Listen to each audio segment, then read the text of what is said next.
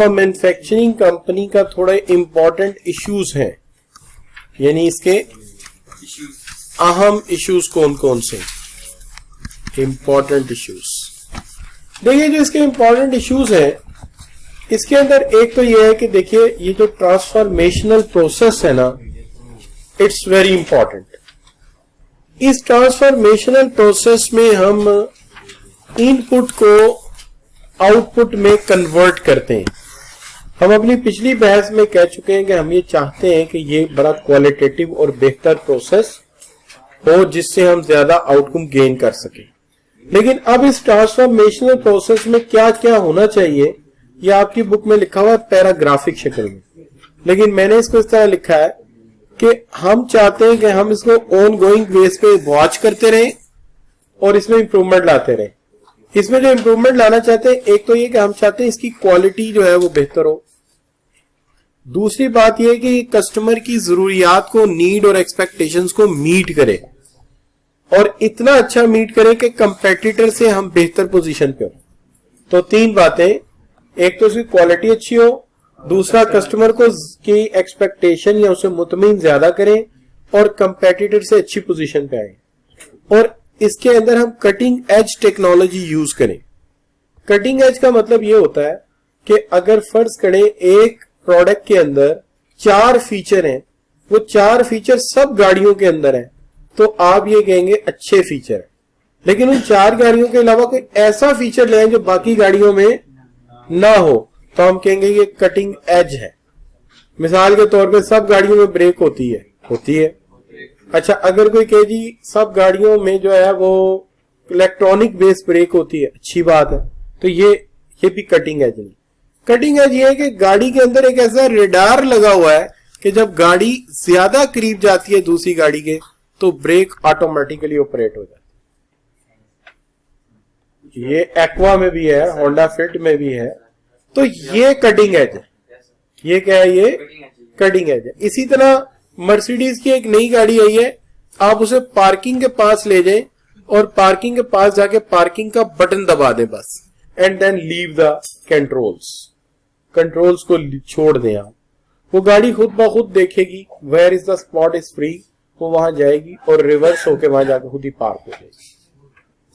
So this is called cutting edge. तो अगर same feature है तो दैट्स आप ठीक है, आप के पास थ्रेश होल्ड फैसिलिटी है, थ्रेश होल्ड क्वालिटीज है, लेकिन उससे बढ़ के कुछ है तो उसको मैं कटिंग एज कहूंगा। लेकिन उसके लिए क्या चाहिए? Innovation, innovative feature. ये इनोवेटिव फीचर ही कटिंग एज देते हैं ना आपको, जो दूसरों के पास नहीं। अच्छा, इंश्योर एफिशिएंसी एंड रिस्पॉन्सिवनेस, क्योंकि हमें फीचर भी देने हैं और कंज्यूमर की जेब पे ज्यादा बोझ भी नहीं डालना। अगर हम बहुत महंगा कर देंगे तो वो खरीदेगा ही नहीं उसको। वो साइंस में तो लिखा जाएगा आपने इजाद किया है, लेकिन मार्केट सक्सेस तो ना मिली। And then you see achieve combining sales and marketing, finance and, यानी ये प्रोक्योरमेंट एंड ह्यूमन रिसोर्सेज, ये सारी चीजों को आपने कोऑर्डिनेट करके चलना है। यानी ये फौज को कदम से कदम मिला के चलना है। तो जब आप ऑपरेशन मैनेज कर रहे हैं तो सेल्स एंड मार्केटिंग की बात भी सुने कि वो क्या चाहते हैं। साथ अकाउंटिंग एंड फाइनेंस को मिला के चले ताकि आपकी फाइनेंशियल प्लानिंग भी अच्छी हो, और उसके साथ साथ आप जो चीजें खरीद के ला रहे हैं प्रोक्योरमेंट वाले, उनको भी साथ मिलाएंगे तो आपको मटेरियल में कभी कमी बेशी फील नहीं हो। अच्छा बच्चों, ह्यूमन रिसोर्सेज को साथ मिलाएंगे तो वक्त पे लेबर दस्तयाब हो सकेगी in the right size and right amount, right quantity and right amount, ठीक है, या कह लीजिए right quality and in the right size.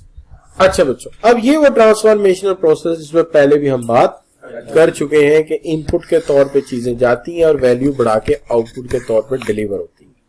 ऊपर इसके एग्जीक्यूटिव मैनेजर होते हैं, नीचे इसके ऑपरेशन मैनेजर और उसके नीचे सुपरवाइजर होते हैं। अभी हम पढ़ चुके हैं इसको। अच्छा, अब एफिशिएंसी की बात कर लेते हैं कि इसमें एफिशिएंसी की बात आप क्या कर रहे हैं। एफिशिएंसी ये है कि हम रिसोर्सेज को कन्वर्ट करें लेकिन मटेरियल बचाएं, लेबर का टाइम बचे, पैसा कम लगे और इंफॉर्मेशन को पूरी तरह यूटिलाइज करें। तो इसका मतलब होगा आप बहुत ज्यादा एफिशिएंट वे में काम कर रहे हैं। क्या मतलब? शाबाश बच्चों, मटेरियल कम इस्तेमाल करें लेबर कम इस्तेमाल हो, पैसा कम लगे और इंफॉर्मेशन पूरी तरह इस्तेमाल हो जाए जो अवेलेबल है, उसकी केयर की जाए। और ऑपरेशन मैनेजर रिस्पॉन्सिबल है फॉर सुपरवाइजिंग कन्वर्जन प्रोसेस। कौन सा कन्वर्जन प्रोसेस? जिसमें हम एसेट्स को, इन्वेंट्रीज को इस्तेमाल करके आउटपुट में कन्वर्ट करें, लेकिन वेजेस एंड बेनिफिट हर चीज का ख्याल रखें। Then operation manager work closely with other divisions. कौन से other divisions? Marketing, finance, accounting and human resources को हमने साथ लेके चलना और इंश्योर करें कि हमारी जो प्रॉफिटेबिलिटी है वो इफेक्ट हो, वो अचीव सक्सेसफुल रहे, मुनाफा बख्श कारोबार हो। क्योंकि कारोबार की औलियन जिम्मेदारी क्या है? अच्छा कमाओ और सबकी अदाइयां टाइम पे करो। इससे बड़ी जिम्मेदारी और क्या होगी? और फिर कस्टमर को सेटिस्फाई करो। एंड मार्केटिंग पर्सोनल हेल्प करेंगे आपकी डिसाइड कि आपने कौन से प्रोडक्ट किस तरीके कार से बनाने। क्लियर बच्चों? अच्छा, नाउ इसी to compete with the other, दूसरों से मुकाबला करने के लिए आपको ऐसा कुछ यूनिक करना होगा। जैसे मैंने कहा ना, थ्रेशोल्ड का मतलब जो सबके पास है, यूनिक का मतलब यह है जो सिर्फ आपके पास है और दूसरों से जल्दी कॉपी नहीं कर सके। तो उसके अंदर आप कुछ ऐसे ऑपरेशंस करें, जाहिर है वो ऑपरेशंस क्या है, जो रीजनेबल कॉस्ट पे हो सके, कॉस्ट कम हो सके और क्वालिटी क्या हो, शाबाश बच्चों, अच्छी हो सके।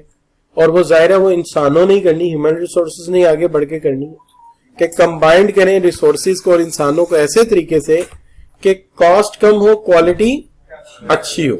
And then operation management involve department design of goods and adding new feature. ये नहीं कि एक 10 साल पहले गाड़ी डिजाइन वैसे बनाते जा रहे हैं, नहीं, उनको इन्वॉल्व करें ताकि डिजाइन अपडेट होता रहे और उसके अंदर कुछ नए फीचर्स ऐड होते हैं। क्लियर बच्चों? अब ऑपरेशन मैनेजर को एक दफा, पहली दफा मैंने आपके सामने लाया हूं, पसंद आया आपको? अच्छा नहीं, चलो कोई बात नहीं, लेकिन हम इसका काम देख लेते हैं। इसका काम यह है डायरेक्ट करे किसको? ट्रांसफॉर्मेशनल प्रोसेस को डायरेक्ट करे और डायरेक्ट करे all activities involve in transforming product idea into finish good. यानी जो आइडियाज हैं उनको सोचे कि अमली तौर पे कैसे किया जा सकता है। जैसे वो 8वीं मंजिल लिखते थे ना कि कायदे आजम ने इलामा इकबाल के ख्वाब को अमली जामा पहनाया, बिल्कुल उसी तरह इसका काम है कि जो आइडियाज R&D के आ रहे हैं, मार्केटिंग एंड सेल से आ रहे हैं, उनको अमली जामा पहनाए। And then do planning and controlling system. क्या करे? प्लानिंग एंड कंट्रोलिंग सिस्टम को शाबाश लेकर चले और प्रोड्यूस करे गुड्स एंड सर्विसेज को। यानी चीजें हाथ से बाहर नहीं जानी चाहिए। जो यार्डस्टिक है ना, जो क्वालिटी का है, कॉस्ट का है, उसके मुताबिक मैयर करता रहे कि कोई चीज कंट्रोल से बाहर नहीं जानी चाहिए। और process and transformation, input and output को रन करे, इन तमाम ऊपर वाली बातों के ख्याल रखते हुए। क्लियर जी? और इनपुट को आउटपुट में ट्रांसफॉर्म करे। ये है जिम्मेदारी किसकी? एक ऑपरेशन मैनेजर। अच्छा बच्चों, अब इसके इंपॉर्टेंट डिसीजंस क्या होते हैं? तो there are lot very important decisions in operating managers. उसके अंदर particularly is dealing some important issues कि वो इश्यूज कौन कौन से। अच्छा, सबसे पहला इसके अंदर ना जो इश्यू आता वो ये है कि इश्यूज के अंदर difference between procurement and purchase. यहां लिखा हुआ वैसे ही, तो सबसे बड़ा मसला है प्रोक्योरमेंट एंड परचेज का। चूंकि मटेरियल अच्छा ना हो तो प्रोडक्ट कभी अच्छा नहीं बनेगा, लिहाजा ये बड़ा जरूरी है कि हमारे पास सोर्स ऑफ मटेरियल अच्छा होना चाहिए और रिलायबल सोर्स होना चाहिए जो किसी वक्त हमें डिसीव ना करे और क्वालिटी पे भी कंप्रोमाइज ना करे, ताकि हम उसके मुताबिक अपने प्रोडक्ट को फिनिशिंग तक पहुंचा सके।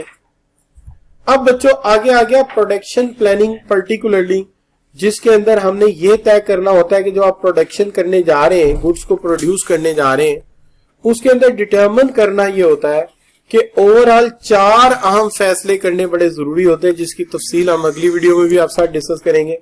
सबसे पहले टाइप्स ऑफ प्रोडक्शन प्रोसेस कौन सा होगा, there are different production processes we follow.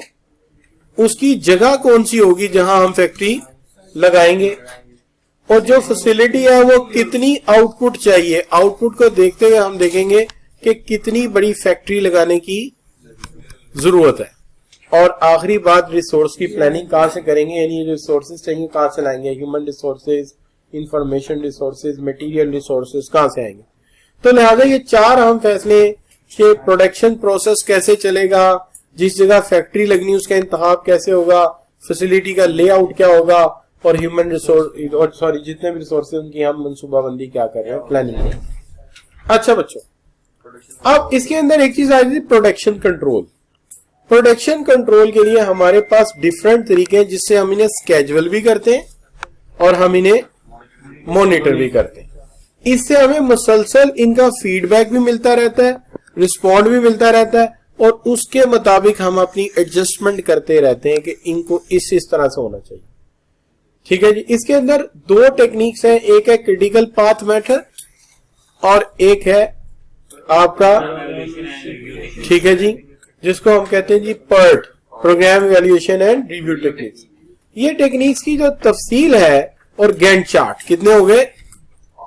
अब यहां पे आपको याद रखना पड़ेगा कि ये जो 3 की स्केड्यूलिंग टूल्स हैं उसके अंदर एक गैंट चार्ट है, एक क्रिटिकल पाथ मेथड है, और तीसरा program evaluation and review techniques है। ये तीनों जो है आगे जाके आप पढ़ेंगे MFA में, और वहां जाके इनकी तफसील आएगी। अगर यहां आप तफसील पूछे मैं बता तो सकता हूं, but that will be a really hard work for you to remember that. फिलहाल आप ये समझ लीजिए कि एक टेक्निक है जिसकी मदद से हम इसकी कॉस्ट को कंट्रोल करेंगे और पर्टिकुलरली टाइम पे चीजों को डिलीवर करना पॉसिबल बनाएंगे। यानी स्केड्यूलिंग जो है ना वो इससे होगी कि ये जो असेंबलिंग है ये इतने टाइम तक हो जानी चाहिए, ये पेंटिंग इतने टाइम तक हो जानी चाहिए, और इसमें इस तरह की क्वालिटी और स्टेप्स होने चाहिए। ये इंश्योर करने के लिए ये 3 टेक्निक्स इस्तेमाल की जाती है। क्लियर बच्चों? तो ये आगे बात। अब क्वालिटी कंट्रोल में हम पहले भी बात कर चुके हैं, लेकिन यहां भी कर लेते हैं। क्वालिटी कंट्रोल का मतलब यह है कि कोई चीज जब आप बना रहे हो तो उसको एक स्पेसिफिक क्राइटेरिया के तहत बनाओ और क्वालिटी स्टैंडर्ड को इंश्योर करो। ये इंश्योर क्यों करो? उसकी वजह यह है कि इसके अंदर कुछ खास तरह के फीचर हम चाहते हैं और कुछ खास तरह के असेंबली लाइन फीचर चाहते हैं या असेंबली लाइन स्टेप्स चाहते हैं जो फॉलो किए जाए। उसका फायदा क्या होगा? उसका फायदा ही होगा कि जो प्रोडक्ट तुम बनाओगे वो ड्यूरेबल होगा, यानी उसकी जिंदगी लॉन्ग होगी, अपनी सारी जिंदगी के दरमियान उसकी परफॉर्मेंस कंसिस्टेंट होनी चाहिए। ठीक है जी। और उसके साथ साथ वो किसी वक्त हमें धोखा ना दे, उसे रिलायबल होना चाहिए। ठीक है। अच्छा, उसके एस्थेटिक्स अच्छे होने चाहिए, यानी देखने में भद्दा नहीं लगना चाहिए, उसकी लुक अच्छी होनी चाहिए। जैसे गाड़ियां आजकल लुक से बिकती कि देखने में कैसी लगती हैं। उसके कोर बेनिफिट में कोई कंप्रोमाइज ना किया जाए, कोर बेनिफिट भी उसके पूरे के पूरे सही चाहिए। यानी गाड़ी का काम क्या है? Pick and drop. आप कहें जी पिक एंड ड्रॉप नहीं करती, गड्डी बड़ी सोनी है, तो दफा करें उसको। तो कोर बेनिफिट में भी कंप्रोमाइज ना हो, ड्यूरेबल भी हो, कंसिस्टेंट भी हो, रिलायबल भी हो, स्टैटिक्स भी हो और रिपेयरेबल भी हो। ये सारा कुछ क्या होता है? क्वालिटी का हिस्सा होता है। ठीक है जी। अच्छा, उसके लिए ना एक स्टैंडर्ड की मैनुअल बनी हुई है, और अगर आप उस मैनुअल पे पूरे स्टेप्स बना ले तो आपको एक सर्टिफिकेट मिल जाता है जिसको कहते हैं ISO 9000। और इसकी जो एडमिनिस्ट्रेटिव बॉडी है वो आके आपसे बकायदा ऑडिट करती है कि क्या आप वाकई इस चीज को फॉलो करें। उसके अंदर कुछ खास स्टेप है कि लेसन लर्न जो है वो लिखो, क्या आपकी गलतियां आपने लिखी कि नहीं लिखी। अच्छा, जो फॉल्ट है उसका रजिस्टर बना हुआ है कि नहीं बना हुआ, जो फॉल्ट है उस पर आपने वक्त में स्टेप लिए कि नहीं लिए। ये सारे एक ऑडिट पूरे प्रोसेस को चेक किया जाता है, और इस मेयार का नाम क्या है? ISO 9000। अब ये जो ISO 14000 है ये अलग है। इसका ताल्लुक है जो काम करने की इन्वायरमेंट है आपने उसे सही रखा हुआ है। ऐसा तो नहीं आप मशीन जो चला रहे हो वो इलेक्ट्रिसिटी का नुकसान कर रही है, जो काम थोड़ी इलेक्ट्रिसिटी में होना से ज्यादा में कर रही है, तो फिर ये आपको नहीं मिलेगा सर्टिफिकेट। ऐसा तो नहीं आप कोई डीजल या कोई फ्यूल जाया कर रहे हैं। अगर आपका प्लांट फ्यूल जाया कर रहा है तो इसका मतलब है वो पोल्यूशन भी क्रिएट करता होगा। क्या ख्याल है जी? ये उसका सर्टिफिकेट है। तो ISO 9000 किस चीज का सर्टिफिकेट हुआ? Standard, quality, reliability, consistency, durability, aesthetics and repairability. और जो ISO 14000 वो किसका हुआ? इन्वायरमेंट का, कि तुम पोल्यूशन तो नहीं फैला रहे, पेट्रोल तो नहीं जाया कर रहे, फ्यूल तो नहीं जाया कर रहे, बिजली तो नहीं जाया कर रहे, मटेरियल का वेस्ट इकट्ठा करके वहां से तो नहीं एनवायरमेंटल पोल्यूशन फैला रहे, हेल्थ एंड सेफ्टी का ख्याल रख रहे हो कि नहीं रख रहे लोगों का। तो ये सारे के सारे इश्यूज आ जाएंगे ISO 14000। तो ये बच्चों हमने बात कर ली कि ये वो इनिशियल इश्यूज हैं। अच्छा, अब इन डिसीजन को ना हमने आज ही लाजमी